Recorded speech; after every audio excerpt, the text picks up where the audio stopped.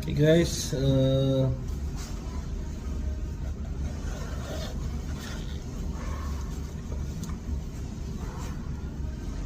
magtitimpla tayo ng clear coat. Okay?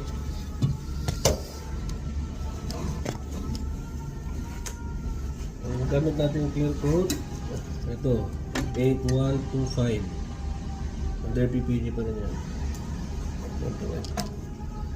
Ang ratio natin is 2:1. Okay? Ito guys, 2:1. Ito halimbawa sa A ka,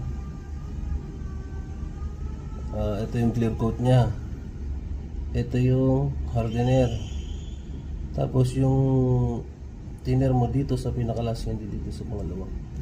0.25 lang siya guys.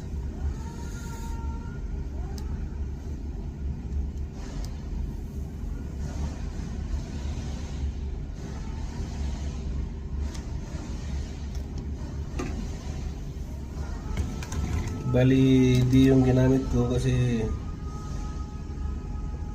marami yung bubugan ko. Marami. 2 panel pala. Ito ang gamit naman natin na hardener. Ito, 8263. Hardener siya.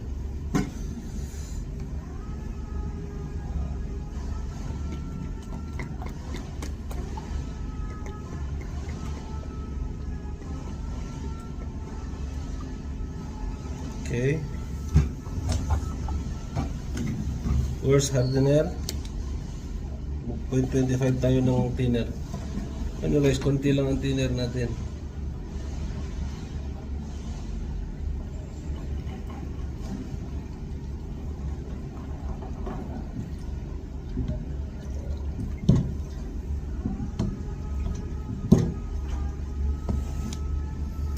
Ginamit nating thinner, ito 807 medium.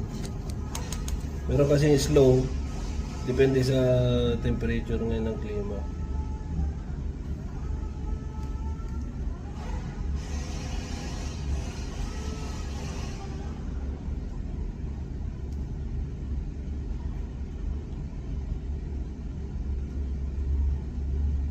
Kailangan mix na mix, huwag kayong magmamadali.